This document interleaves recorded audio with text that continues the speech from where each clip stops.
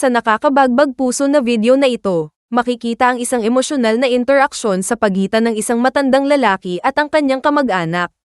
Nagsisimula ang video sa isang bati ng kamag-anak sa matanda. "Tatay, nandito na ako. Tito, nandito na ako." Sabi ng matandang lalaki, si Leo, na tila may kalungkutan sa kanyang tinig, "Hindi ako nag-asawa."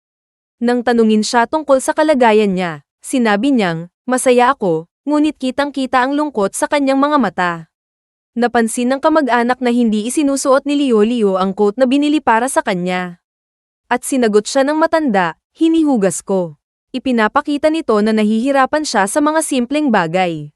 Habang nagpapatuloy ang pag-uusap, ipinahayag ni Leo kung gaano niya kamiss ang kamag-anak at kung gaano katagal nang hindi sila nagkita. Ang video ay nagpapakita ng mga sandali na malinaw na ipinapakita ang pangungulila at pangangailangan ni Leo ng kasama at pangangalaga, kahit na pinipilit niyang itago ito. Sa kabila ng mga pag-aalaga ng kamag-anak, hindi may kakaila ang kalungkutan at pagkakalayo ni Leo. Ang video na ito ay isang paalala kung gaano kahalaga ang magbigay pansin at mag-alaga sa mga matatanda, lalo na sa mga tulad ni Leo, na nag-iisa at dumaranas ng mga pagsubok ng pagtanda.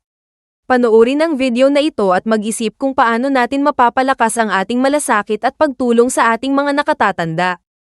Paano natin mas mapapalakas ang pag-aalaga sa mga matatanda sa ating komunidad?